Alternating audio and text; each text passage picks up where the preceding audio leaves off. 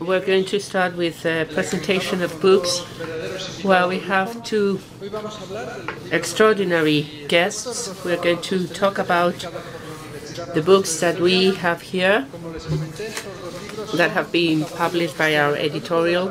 One is a meta-model of the person of Paul Vitz, William Dorley, and Claude Colli, and Human Embryos, Human Beings, written by Maureen and Maureen Condic.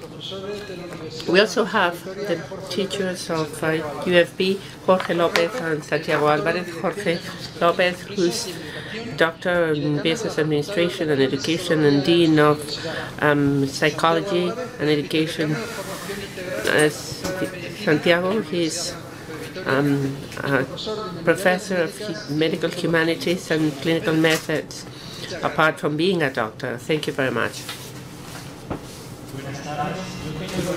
Good evening. I have the honor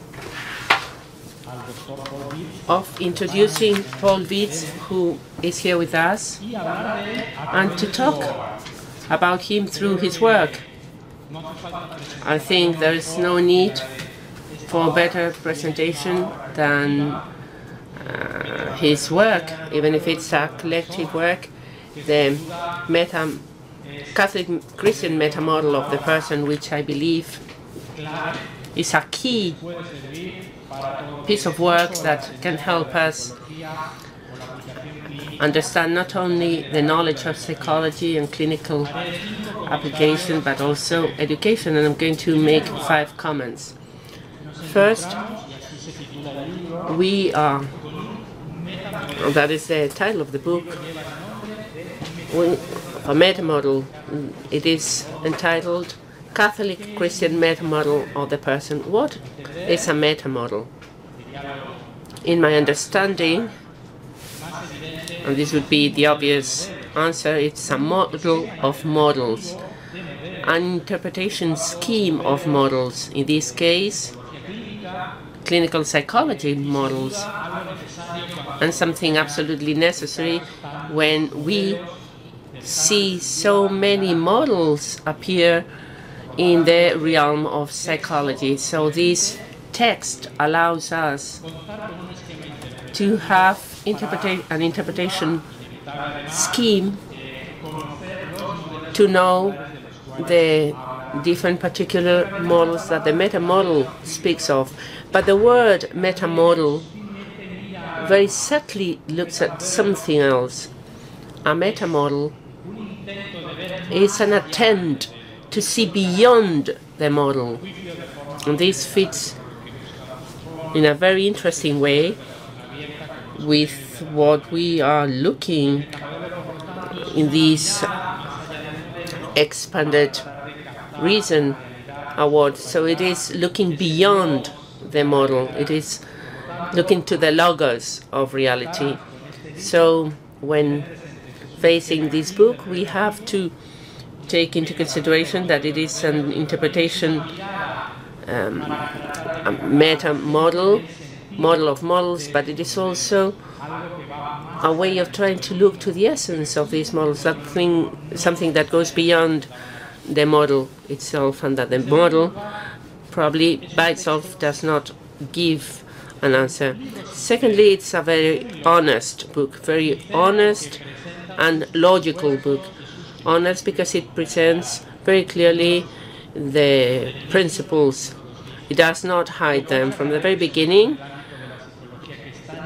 They are very open at the principles by which they are working. And then they go from the general to the particular, to the specific, so that it presents in a rational way the proposal. To introduce the reader, I have to tell that it has 5 parts. First, a global vision of the book. Second, a dialogue between the different disciplines, psychology, philosophy, and theology, trying to present a summary. This is a more epistemological part of it, where the fundamental of the proposal is presented. The third and fourth part of the book presents the premises of the meta-model and the anthropological of the model, the anthropological vision of the model.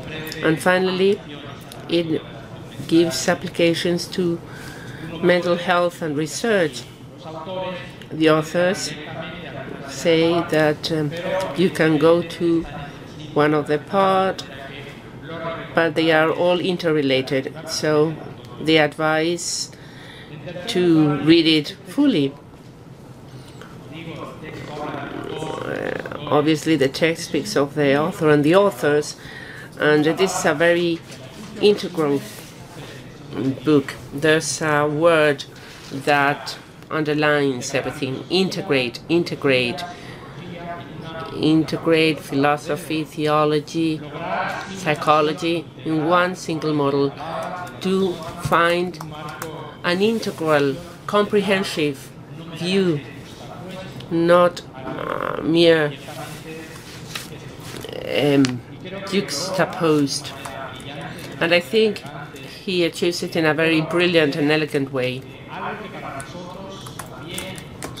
Something that for us professors at the Francisco de Vitoria University, we want to achieve this integration. I don't think we can leave aside this integrating effort, and this book offers us a way for us to do it in our own discipline. So finally, I want to thank Professor Vitz for this contribution to this integration of knowledge. And finally, I have to say that it is a very demanding book. It's a book to study, to write on it, to go back to it. It is not easy to read. Professor Vitz was saying that it is not the kind of book that you take to a picnic on a weekend and to just read it for fun. That is not the aim of the book. It is a study book. It is a book that requires going through a path which is similar to that the authors followed, which I'm sure was not an easy path. It is an invitation to study as the authors did, to leave your comfort zone, to study other disciplines. It is an invitation to, well, to research and to go deep down and find what you do not know about. So it is a book to go back to it at different levels of your intellectual maturity process. Finally, what is probably more relevant and which I would like to underline of this book is that it has been written by several authors. It is not a single author book. It has various authors, and I would dare to say that it is a book written by a university, by the Institute for Science of the Divine Mercy University, and it has probably 2 decades of community work and probably a whole life of teaching and research of each of the authors. And one of the greatest virtues of the book is that it incarnates the principle of the Divine Mercy University. I imagine it has been written after the conversations, readings, and reflections that many, many professors have done in meetings, maybe like this one, at the Divine Mercy University, in conversations with teachers and students. And if it has been written in this way, I imagine it should be read exactly in the same way. So we should read the book in community. We should read it in expanded reasons community. We should disseminate this book in our community and in every community we work in, but starting here at the Universidad Francisco de Vitoria, and that is actually a task we have decided to take up in our community. We want this invitation not to be the end point. No, a book that we get, that we read and that we recommend. No, we want it to be a starting point. We want it to be a provocation for us, professors, researchers, respond as these authors have done to that question or to that need that so many patients have, so many students have, that we know, and who come to us looking for answers, sometimes looking for health, sometimes looking for education. And in these regards, I think this is the legacy and the invitation with which I stay. We have to go deep down into it. We have to get out of our comfort zone, and we have to dare to write, to share, and why not maybe write a second, a third work that will continue this.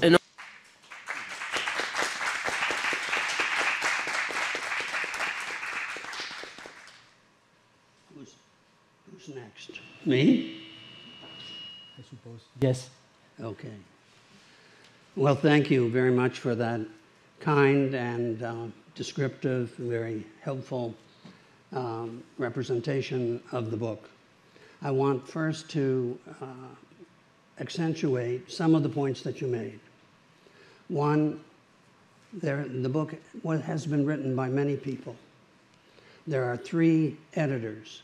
There are 19 other authors or co-authors of chapters.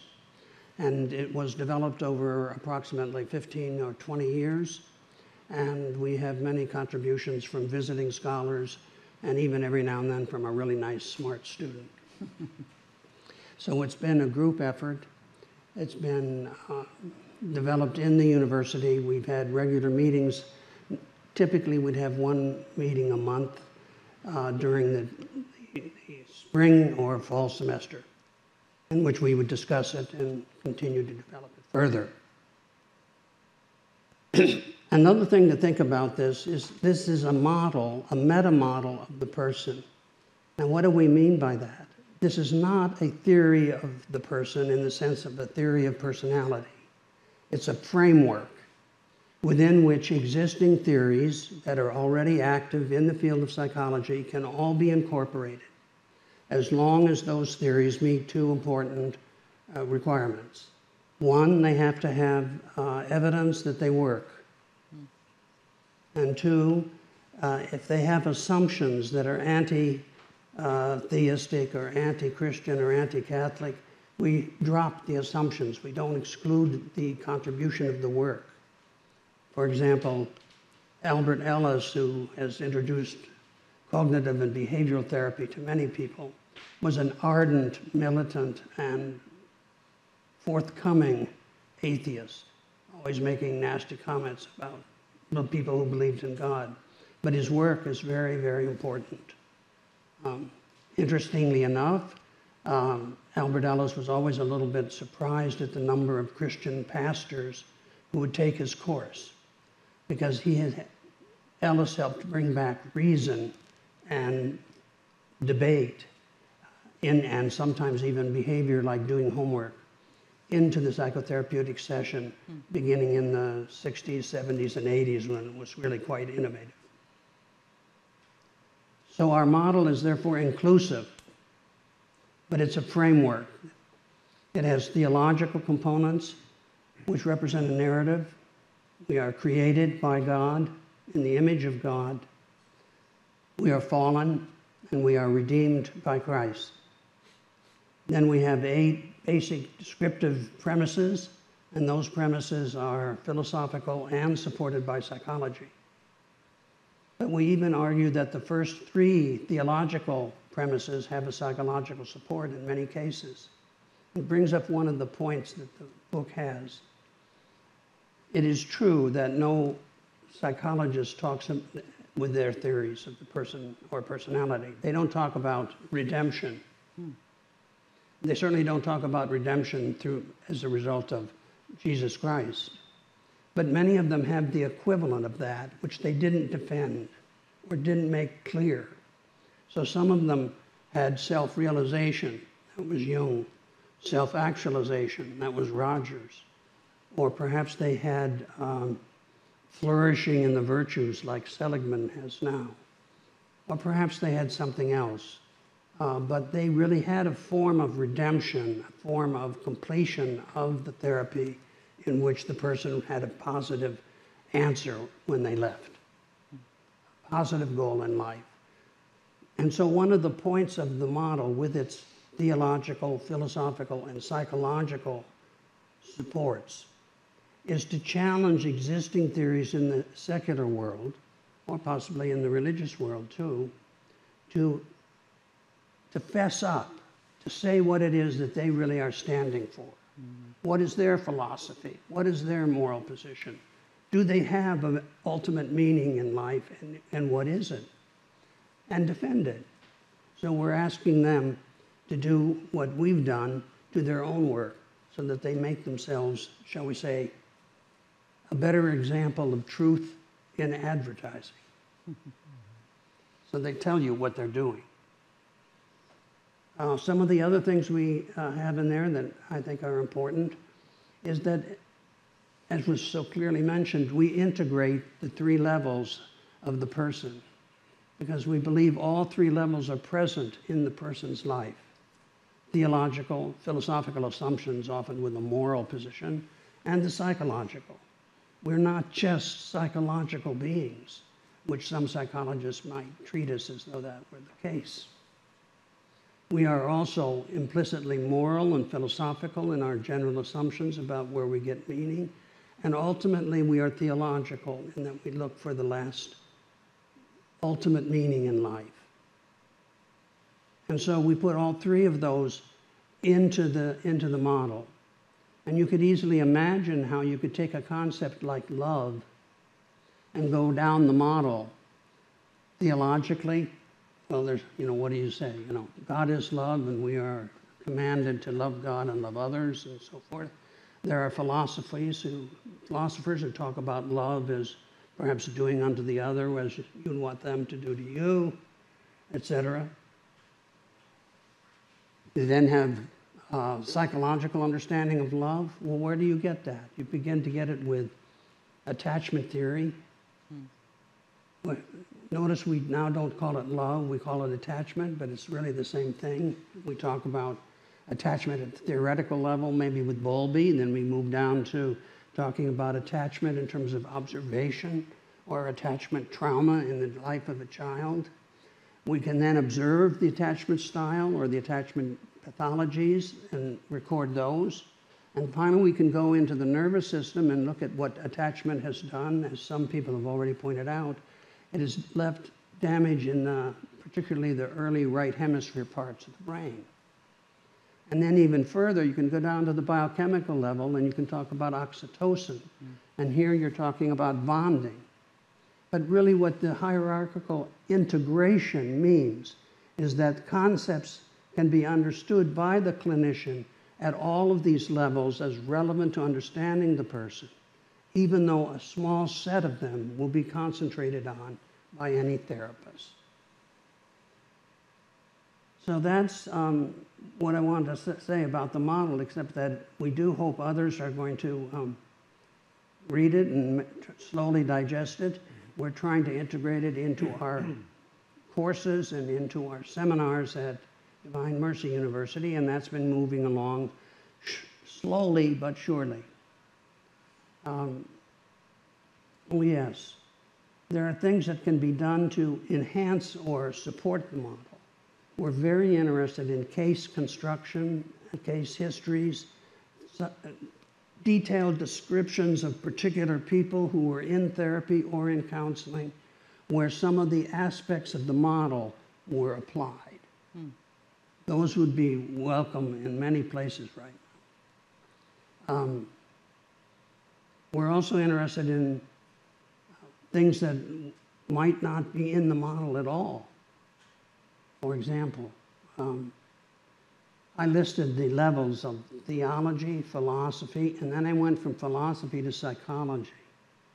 I skipped the level of cultural and sociological or social understanding of the person. That really belongs in there. But we didn't have anybody there working with us who was knowledgeable in that area. But that's another area because that's relevant to understanding the person, particularly from the point of view of the diversity of different cultural backgrounds. One other thing that we did not address, and I bring this out to your attention for maybe you could, it doesn't have to be related to our model, but we have no way yet in the model where we connect it to the spiritual realm per se. And the spiritual realm, you know, is a neutral realm. There are good spirits and there are bad ones. And it's not uncommon in counseling and psychotherapy to run into somebody who has some demonic aspects of their psychology. It does not mean that they don't have a psychological problem, but certain relatively low-level kinds of demonic interactions and experience are forms of comorbidity in many cases. They can have a problem with maybe early sexual abuse, but they can also perhaps have a problem with a low-level involvement with the demons that prowl around the world seeking the ruin of souls.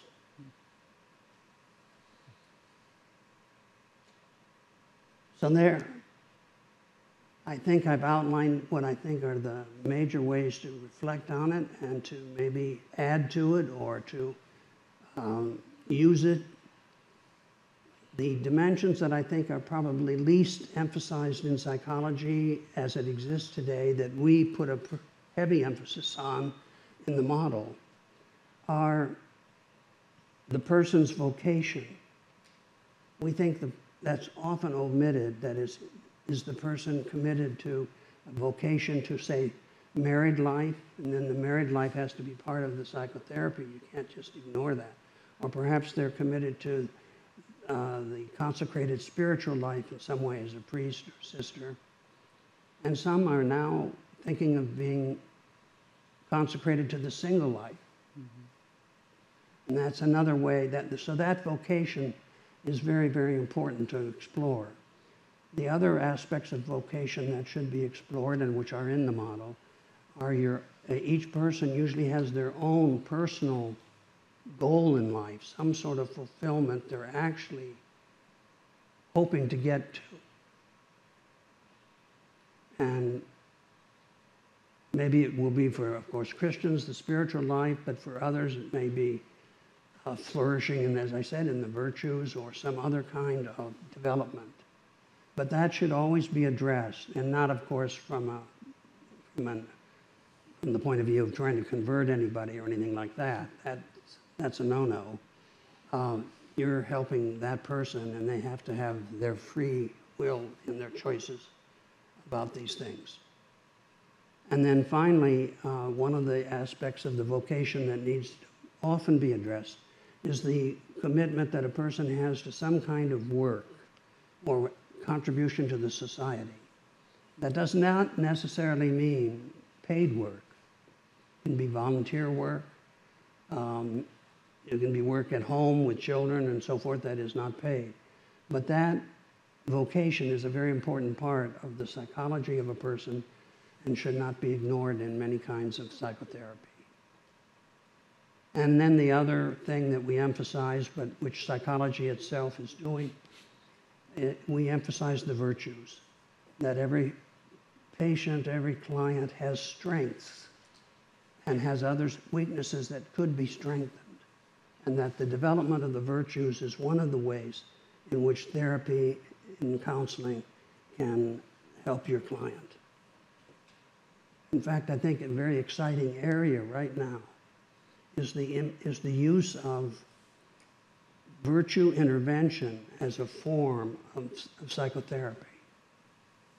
Now that we have cognitive and behavioral models around and the notion you can ask a client to do homework, Wouldn't it be interesting to try to say, well, to the narcissist, I think you need to work more on altruism. I want you to think about other people. So every day you have to do a good thing for somebody who didn't expect it. And write it down in a journal and bring it back to me next week. It might work.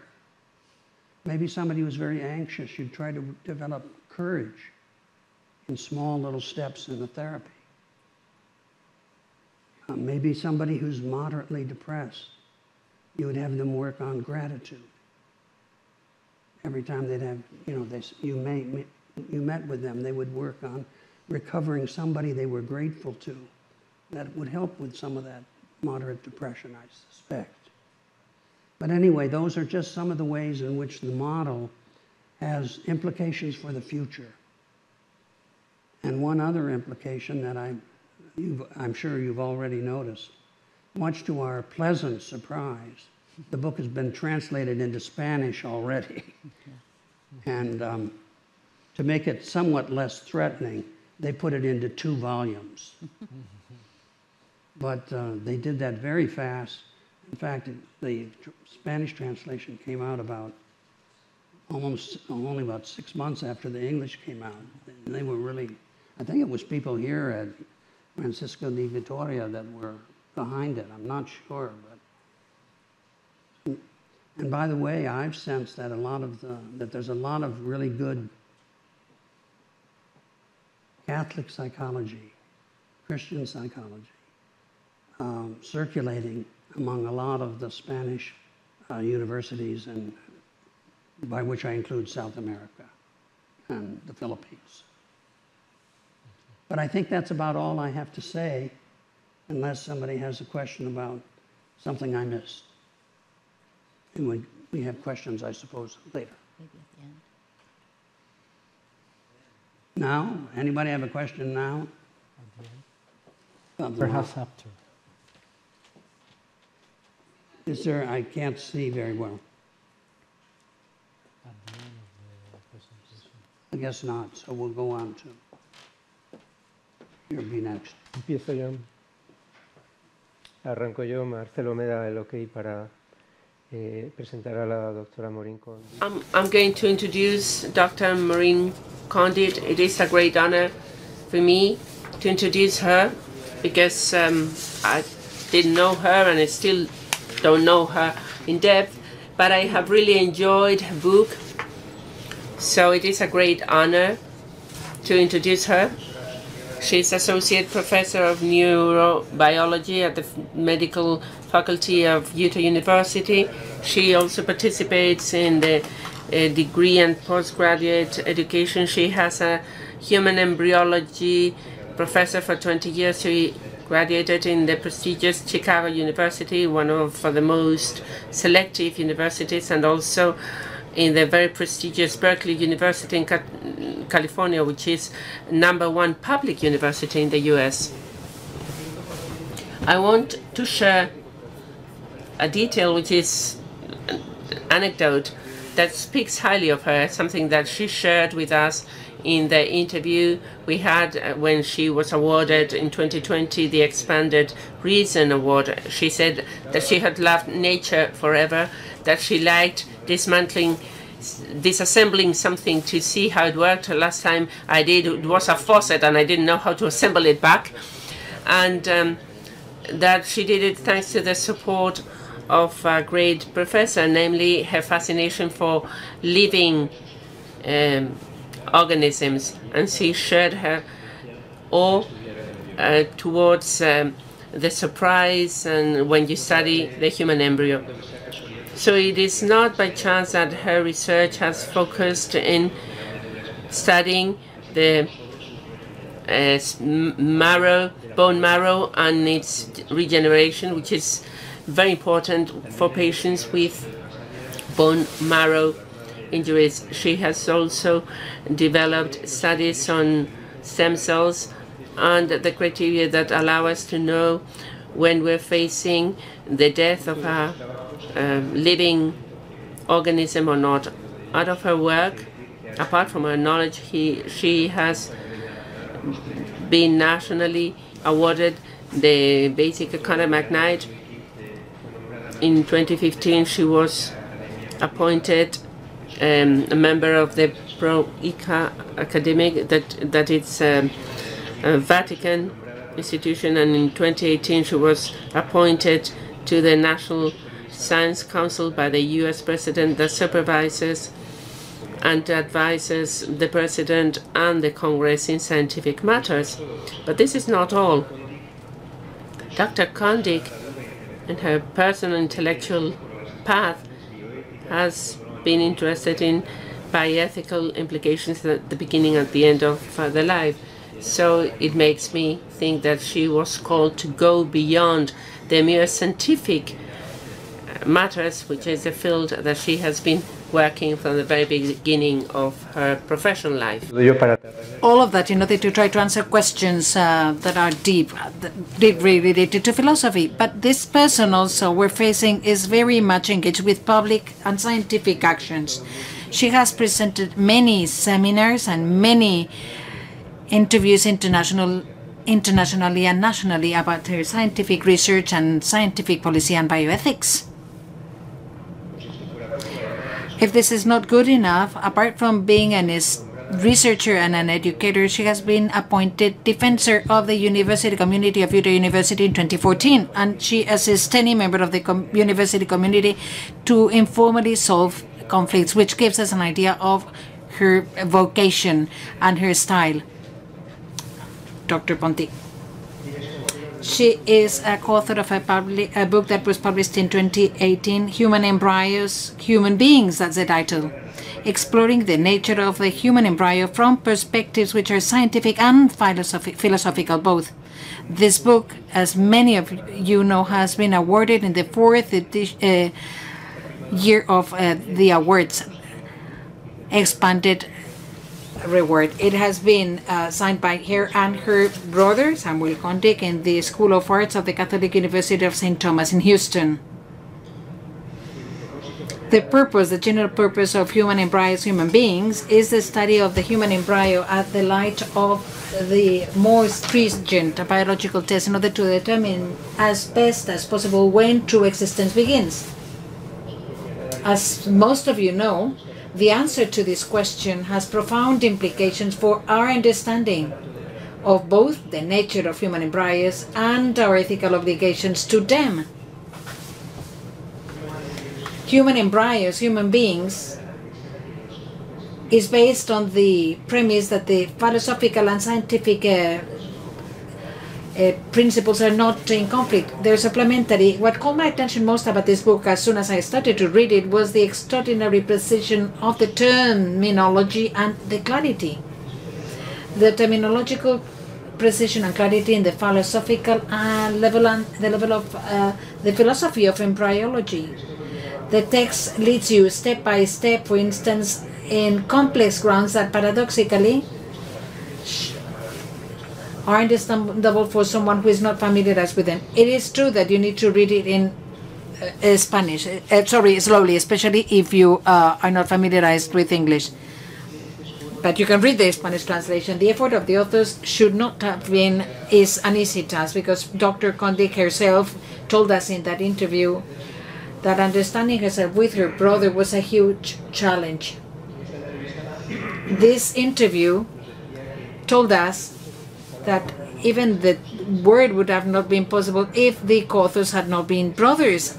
No doubt for a true dialogue to be it's necessary to have certain possibility conditions. For instance, I believe that the mutual understanding, the deep respect and affection are some of those conditions.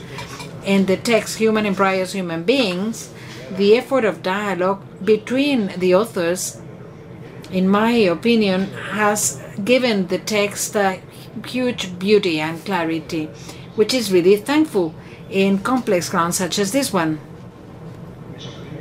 I'm very surprised when I read and reread again the introduction, A Tale of Two Ontologies.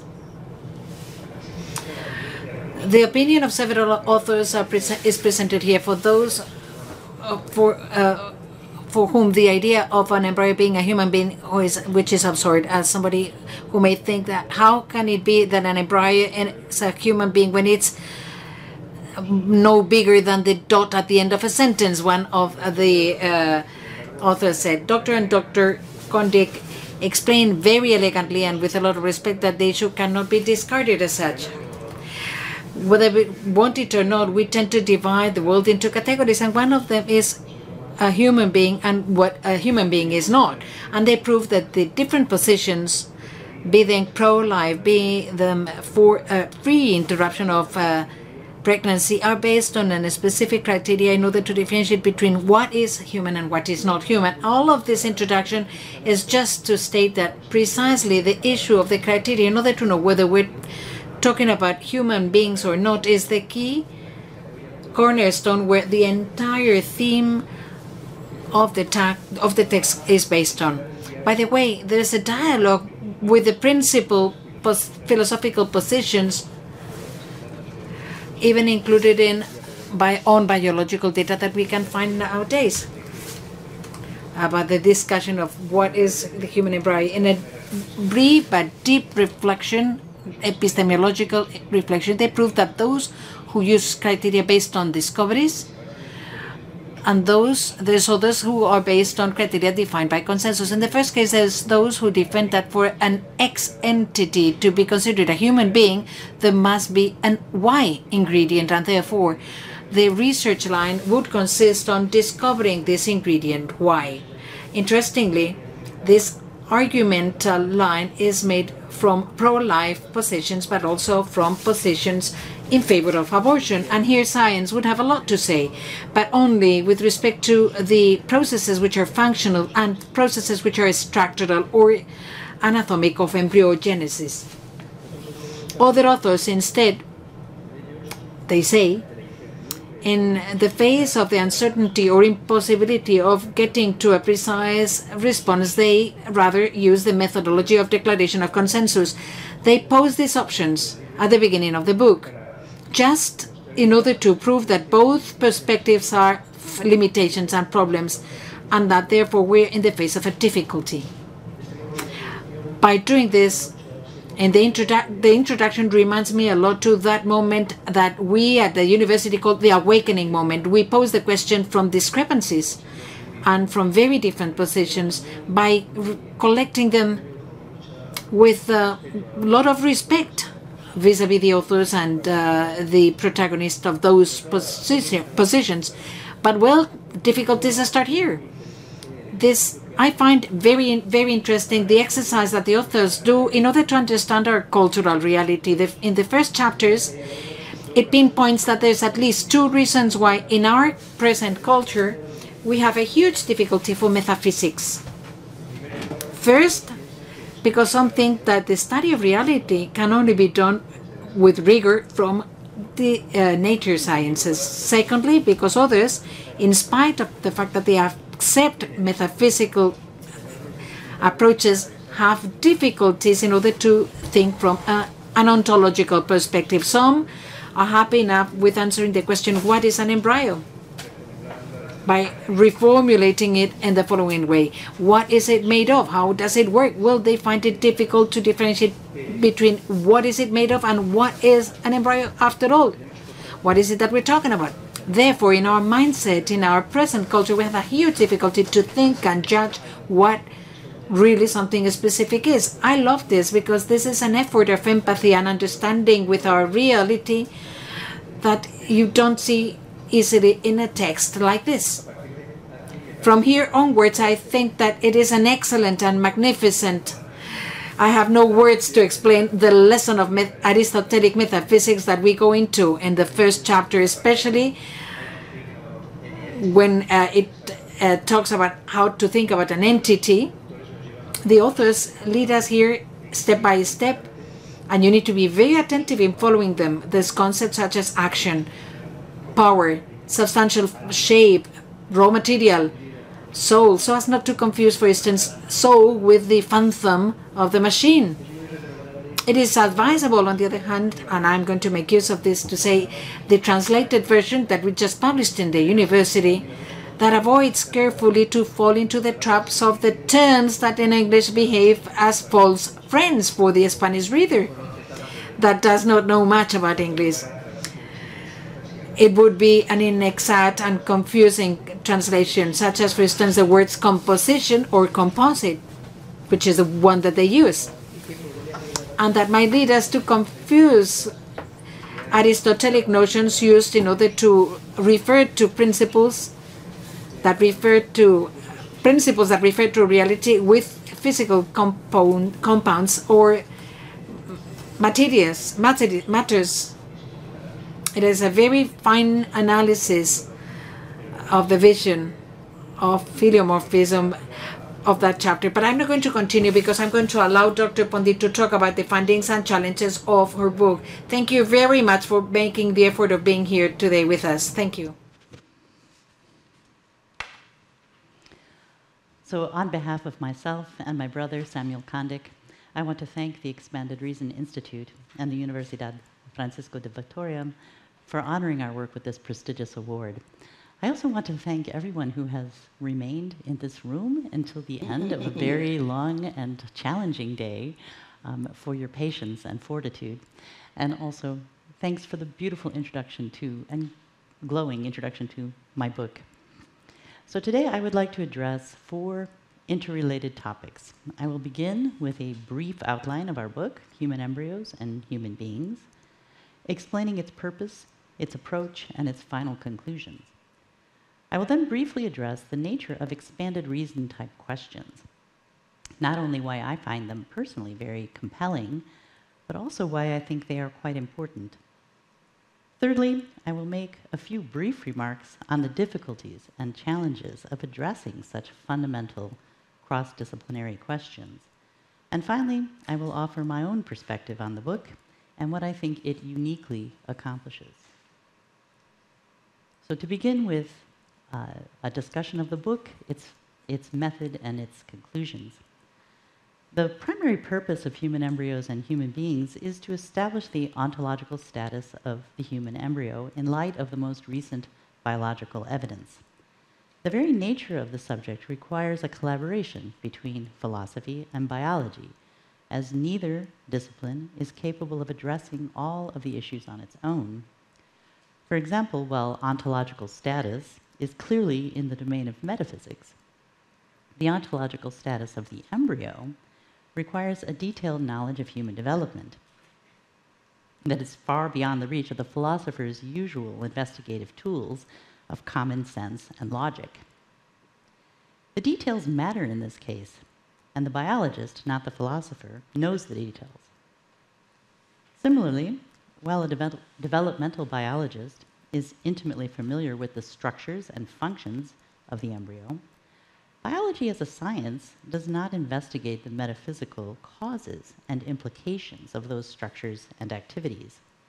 In short, to fully understand an entity like an embryo, collaboration between philosophy and biology is not just an advantage, it is an essential. The thesis underlying the book is that sound philosophical reasoning and the available scientific evidence support the claim that a human being is present from the moment of sperm-egg fusion onward. This is also referred to as the immediate hominization view.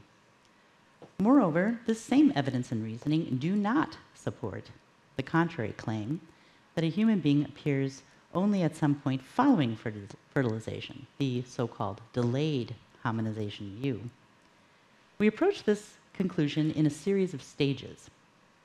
First, we examine several long-standing philosophical arguments that claim immediate hominization is necessarily false on the most basic of grounds, because this hypothesis entails some form of logical contradiction. After demonstrating that the immediate hominization view does not, in fact, involve such a fatal contradiction, we next examine and ultimately dismiss several arguments claiming that while immediate hominization is possible, both the evidence and argument best support an alternative view. In other words, that delayed hominization is a more plausible hypothesis. In our final stage, we examine several of the hard cases where either natural defect or scientific manipulation make determining the ontological status of the embryo more difficult.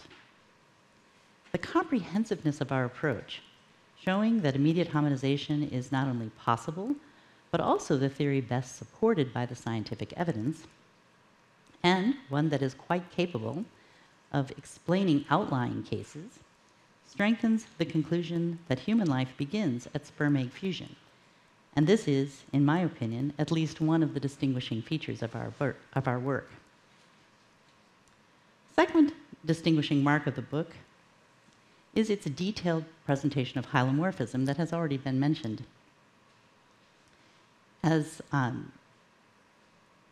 which is the philosophical perspective that we rely upon to analyze this question.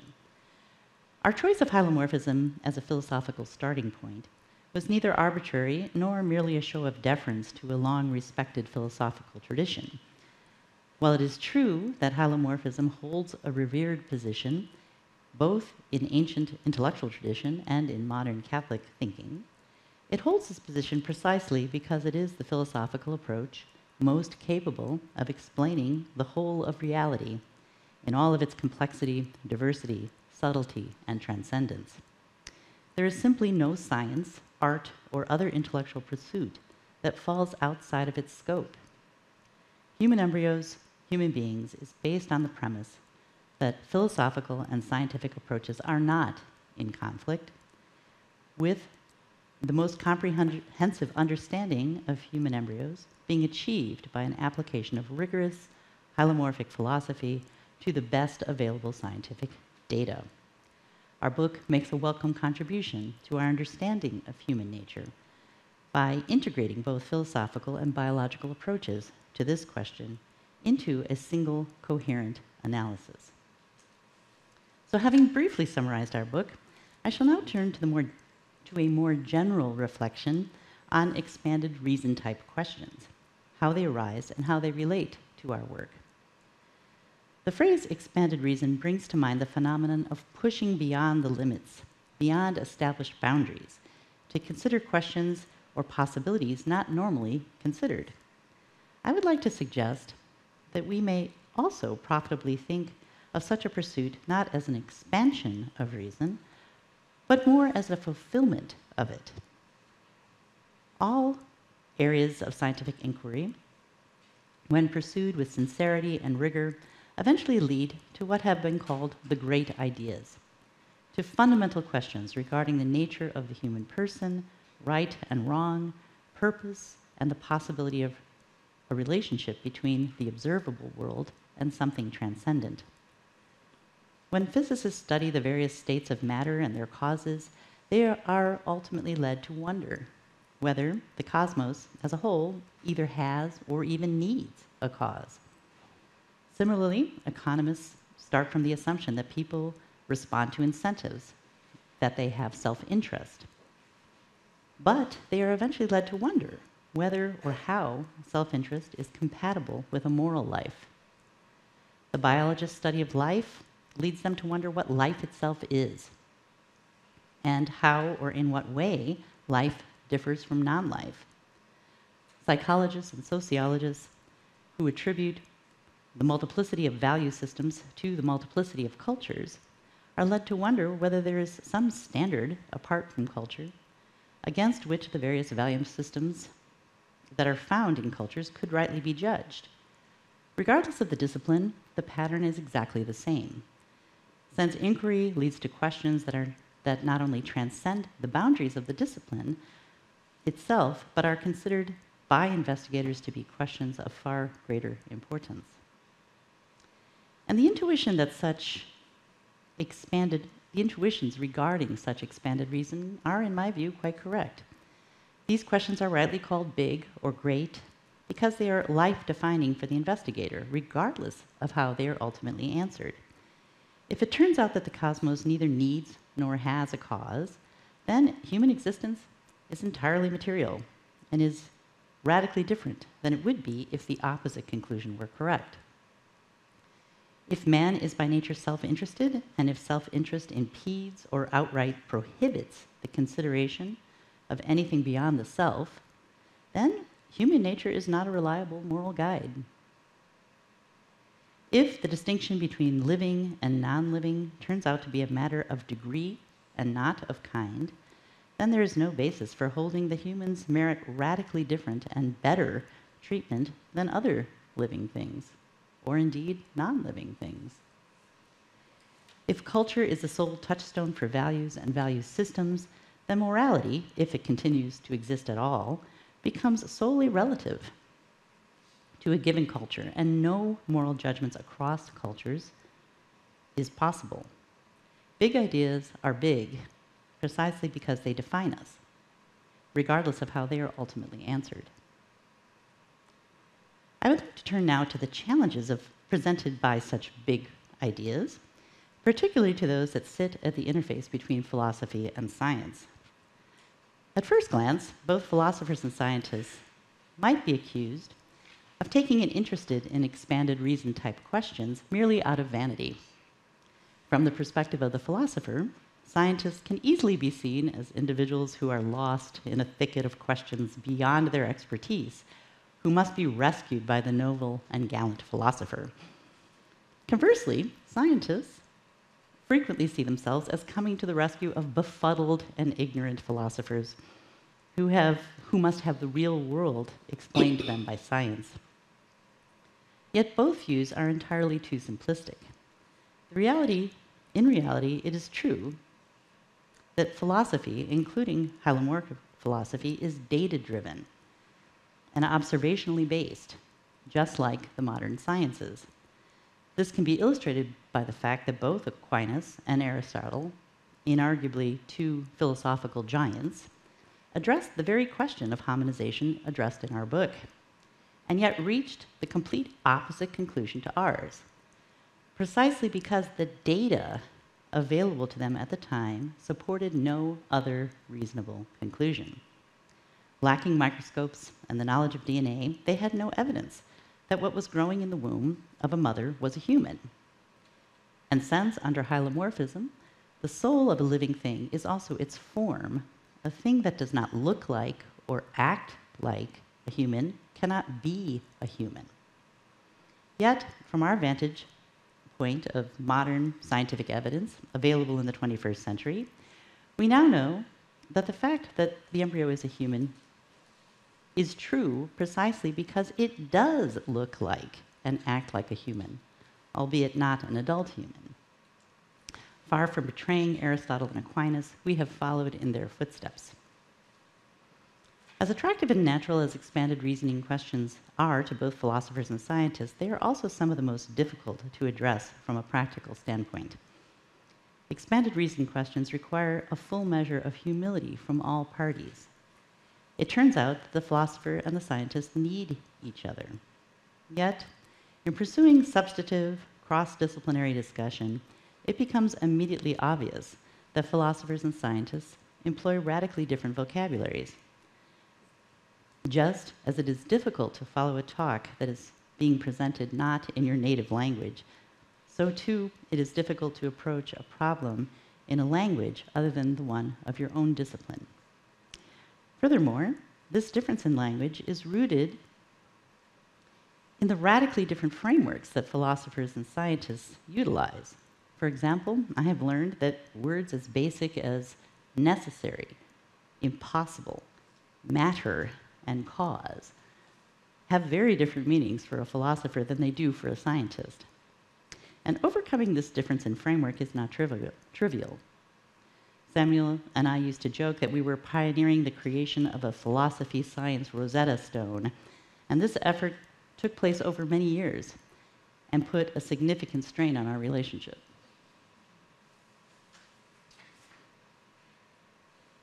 In addition to the challenge of finding a common language, we also discovered that the data a philosopher considers important is usually quite different from the evidence considered to be critical by a scientist. And overcoming these barriers requires much time and patience, and is often not rewarded by our academic institutions. Would any scientist ever gain tenure, for example, for co-authoring a book such as Human Embryos in Human Beings? Will a philosopher's contribution to such a work ever be taken seriously by those outside of philosophy? It is doubtful, to say the least, and hence expanded reason questions often do not receive the attention they very much need and deserve from the greater academic community. In light of the difficulty of this task and how little it is valued by my fellow scientists, why did I choose to undertake it? I have investigated embryonic development and taught human embryology for over 30 years. And the more I have learned about this subject, the more I have been both astonished by the extraordinary complexity of the embryo and transfixed by its beauty, its order, and its manifest purposefulness. Nothing about the embryo can possibly be explained without reference to the end towards which it is developing. By studying the embryo, I became convicted that a purely mechanistic explanation was insufficient to explain the observations that came to us through the scientific method. The scientific evidence itself made it inescapably clear to me that the material and efficient causes so powerfully illuminated and manipulated by the scientific method were simply not enough to explain why the natural world functioned as it did. And this conviction ultimately led me to explore, in collaboration with my brother Samuel, many deeper and more philosophical questions that I had up to this point entirely ignored. Which brings me to a final perspective on our book. In my view, Samuel and I have accomplished something of value that is in many ways unique. Our book addresses an important question regarding human nature that sits at the interface between philosophy and biology, and one that cannot be explained competently without a synthesis of both a philosophical and biological approach. There are three aspects of the work I would particularly like to highlight. First, as a biologist, I am very proud of our presentation of the science. So many times I have been disappointed by works authored by accomplished scientists for a non-scientific audience because they have ended up either a tedious march through arcane scientific facts or a trite exposition of the obvious, unsupported by any empirical evidence. Samuel and I wanted this work to be informed by what is known about human embryology without being a book that only a human embryologist would comprehend. Human development is not simple. Yet, we labored to make the concepts clear and accessible to an educated non-scientist without oversimplification or generalization. The science is accurate, it's sophisticated, and the level of detail is matched to the importance of the scientific evidence for the resolution of the question, but not more detailed. As someone who has trained in a field where simply no level of detail can possibly be seen as excessive, this was quite a challenge for me. And I view the fact that we have appropriately tailored the level of scientific detail to the demands of the question as one of the major accomplishments of this work. Secondly, I am also proud that we have articulated so clearly the central importance of hylomorphism to the scientific enterprise. It is not uncommon among modern scientists to dismiss the philosophic concept of substantial form as irrelevant to scientific research, with most scientists I have encountered agreeing wholeheartedly with the sentiment expressed by René Descartes in 1672, who wrote, quote, "But no natural action at all can be explained by these substantial forms, since their defenders admit that they are occult, and they do not understand them themselves. If they say that some action proceeds from a substantial form, it is as if they said it proceeds from something they do not understand, which explains nothing." Indeed, scientific reductionism holds as an article of faith that the nature of an entity is determined entirely by its molecular composition, and appealing to anything beyond this appears to be mere mysticism. Yet, both Descartes and modern defenders of this view are standing on entirely indefensible ground. Without an appeal to the concept of substantial form,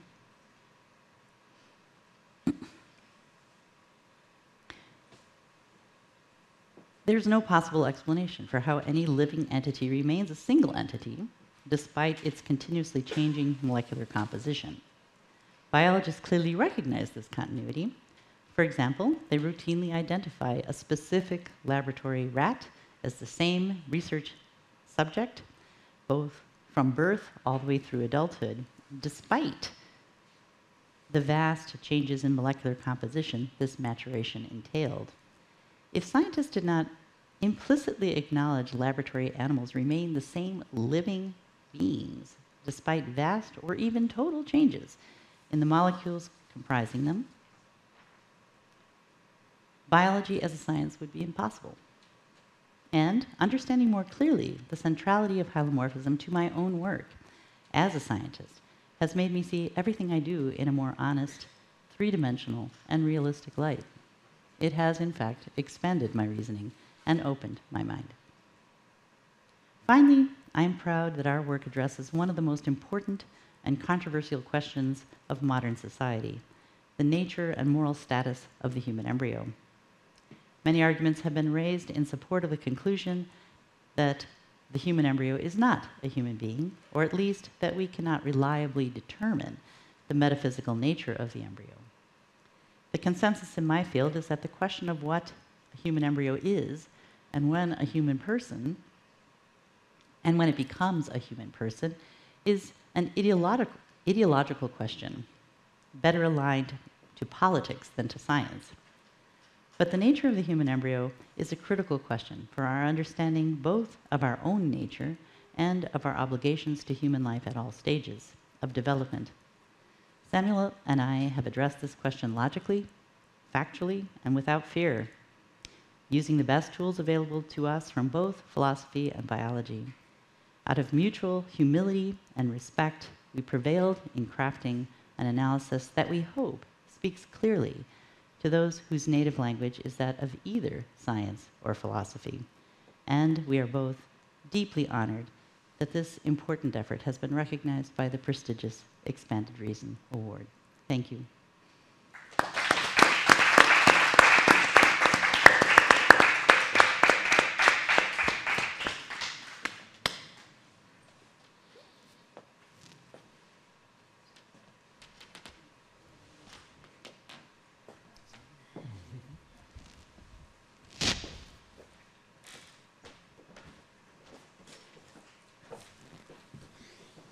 Bueno, pues tenemos unos momentos. Si queremos... Well, we have some few minutes in case there are any questions to the two speakers.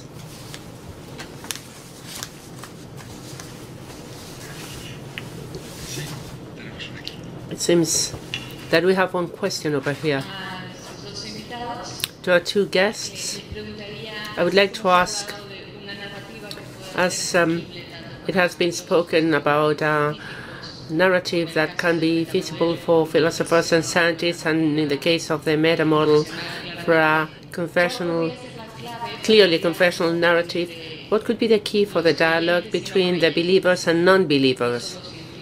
Not only scientists and philosophers, but how can we promote dialogue of these issues which are so important culturally and very up-to-date between believers and non-believers? Thank you. I think this is an excellent question and a very difficult one to answer. We have heard today already several perspectives on what kinds of approaches can help build the mutual humility and respect that so characterized my interaction with my brother in the writing of this book. But I think the point I would like to emphasize is that it has to start early. It has to start before there is a crisis or a new technology that becomes controversial, particularly if that new technology is a helpful one, if it is possibly going to aid human life in some form, and yet has significant ethical or moral concerns. So we need to start talking with each other regularly. And I would like to see more meetings of this type, where intentionally scientists and philosophers and theologians are brought together to try to discuss in a respectful and calm and rational manner important questions before they become political issues. I would like to second that, but also mention some other factors. In psychology, which had this very relatively simple-minded reductionist interpretation of the person, let's say in behaviorist terms only, or occasionally in just psychoanalytic terms, psychology has, believe it or not, discovered the virtues. And this discovery is very interesting. The man who led it, the discovery, Martin Seligman, secular psychologist who had been president of the American Psychological Association. But by bringing in the virtues, which are now very substantially investigated in psychology, he's moved from determinism to teleology. That is, in a certain sense, he's brought Aristotle back in terms of causality. Purpose is now seen as, in other words, the virtues are things you choose to become. And so the causal understanding isn't like the causal understanding of a pathology's history. In fact, Seligman calls the first 100 years of psychotherapy and psychology negative psychology because it only studied our problems and how they were brought into existence. In other words, about our pathologies. And that's the studying of them was very hit the natural science mode of cause and effect. And it's quite possible that almost all of our pathologies, psychological anyway, are in fact determined, often determined in youth or in childhood when we had no free will with it at all. But in moving to positive psychology as the answer for the person, he's moving to purpose. And he's left the model of the deterministic natural sciences behind. And he's been explicit about what also is needed. In his major works, he's said, many of the important things about the virtues are such as which are the more important, or on what basis is your moral argument for them, and so on and so forth. He says those are very important, but he said they're not for psychology. They're for philosophers and theologians. And he was quite explicit on that. So now I think I don't have enough intuition and experience with what's going on in biology, but every now and then I get feelings from somebody's comment or an article here or an essay there that the biological world is beginning to find the absence of purpose, of the goal, increasingly unuseful, unconvincing. That the mechanical interpretation is sort of a kind of minimal, okay, but it may not develop in the future with much that it can contribute any further. I mean, I'm getting a sense of well, not so much a disagreement, but as a disgruntled attitude toward the mechanistic point of view. And I've picked this up also in computer science when they're talking about things like modeling complexity. Over and over they see something or other like purpose or telos or goal somehow or other present. So those all give me hope that we're going to slowly change it, that the intellectual time is here for that. But that means that people like you in the audience are going to be important people who will bring this into the intellectual world. Make it part of the intellectual conversation. until finally the conversation gets so interesting that even these other people start coming over to listen to it. But I think there's signs, I think, that this is potentially a new period that's beginning to develop in which the higher meaning and so forth of many of the disciplines is being raised again and struggled with.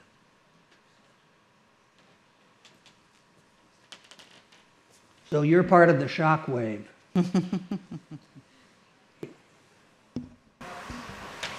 ¿Tenemos otra cuestión?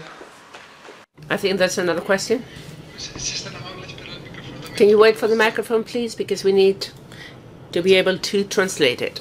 Thank you. Thank you very much for both pieces of work that we will certainly read with great interest, because you have spoken about this reality and the purpose in the embryo in each of the different stages. And it reminded me the Baviera dialogue in his attempt to get closer believers and non-believers. And when you were now talking about this maturity intellectual moment, when you talk about ideologies, do you qualify ideologies as believers from the evidence? It seems that this ideological area of he who denies the evidence of biology or of that logos in psychology will certainly tumble. I don't know, apart from your contribution in the books, in what way can we actually prevent that ideology to give rise to the tragedy of abortion or that reductionist perspective?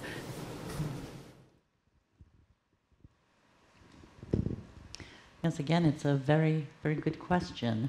And I would maybe want to start out by saying scientists also have their own ideology. They have a belief, an unproven belief, that is oftentimes very separate from the evidence about the nature of the embryo. And their minds are very closed to the evidence. So how we can try to prevent the scientific ideology from dominating is a very challenging question, but I think it has to start with respect. It has to start with questions. We need to, as non-scientists, you need to be educated enough to ask good questions, to ask the hard questions, the questions that maybe the scientist would not have an answer to. And I would propose that one of the most important areas to explore with scientists is what is the difference between a cell or a group of cells and something that is interacting as a whole being. Because it is by that definition that it is clear an embryo is in fact a whole being, and it is a whole being of the type human, and therefore it is a whole human being. I think even getting scientists to that point would put a lot of doubt into their minds and would open a more respectful and interactive conversation.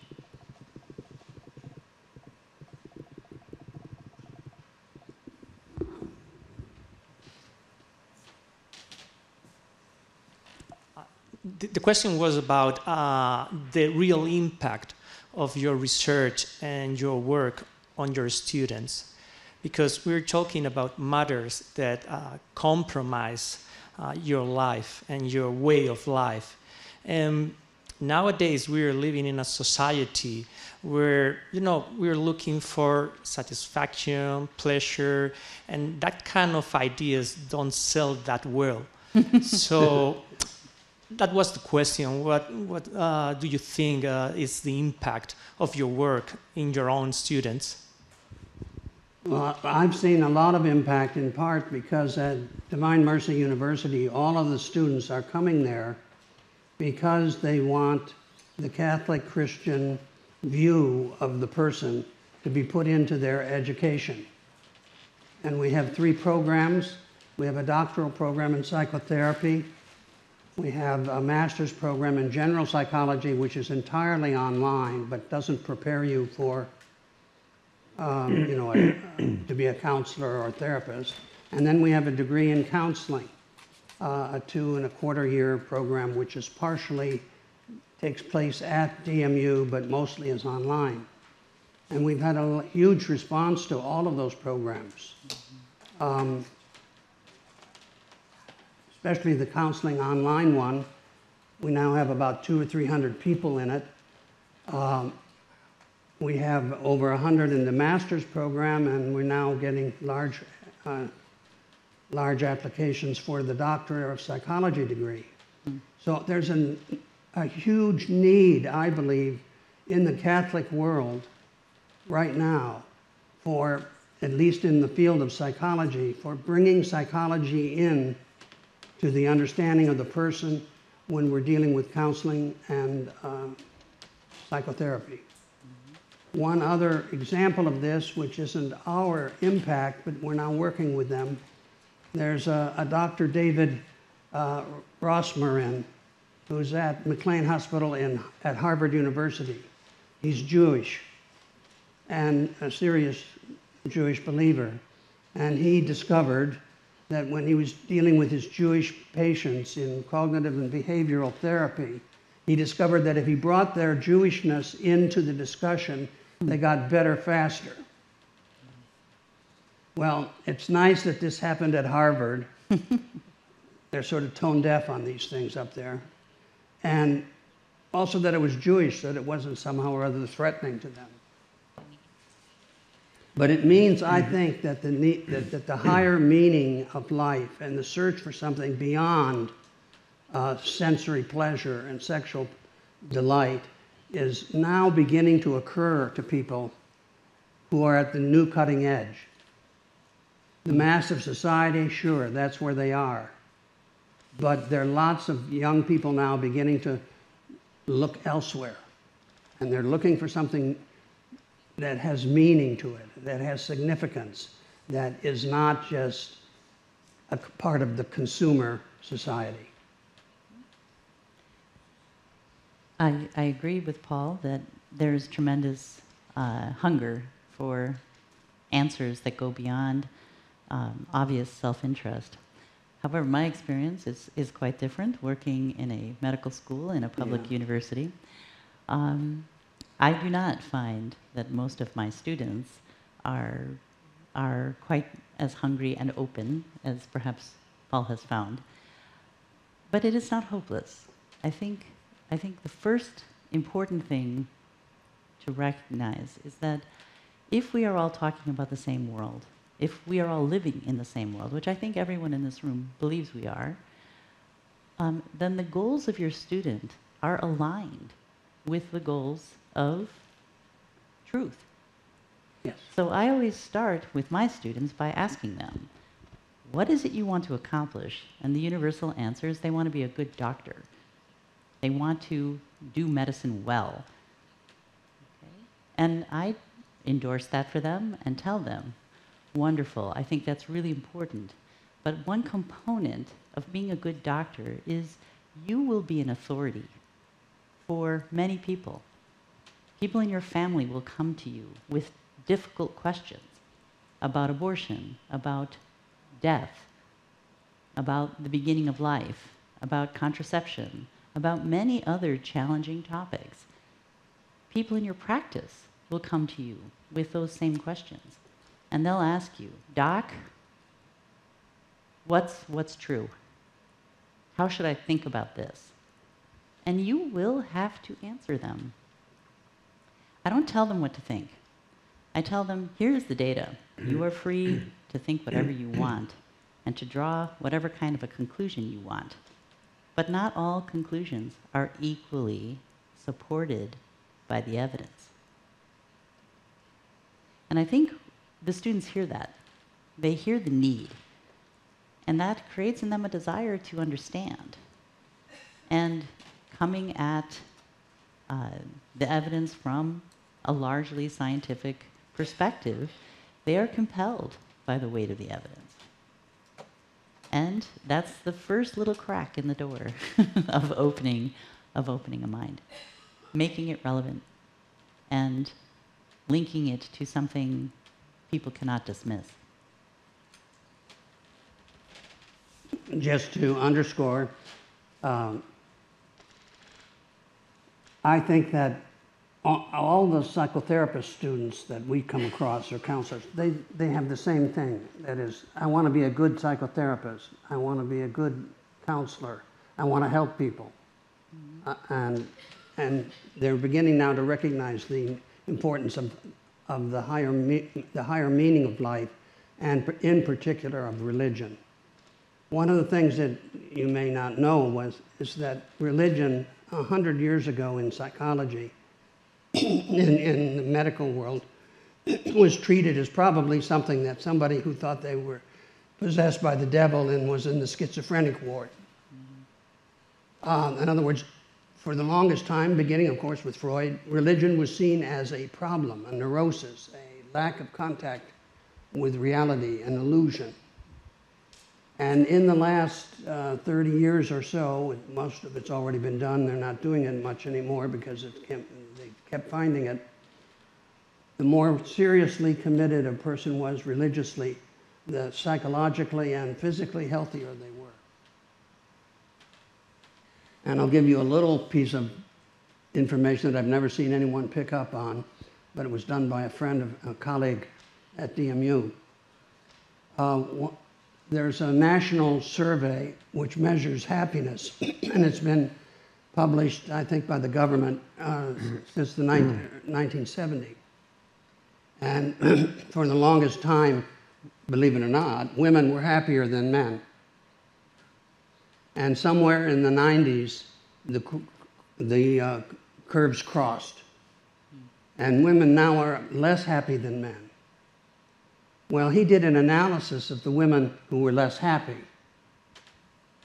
And the women who were less happy were those that had not gone to church in the last year, or very rarely did. So it seems to me it's the secular, probably the radical feminist women who are the least happy.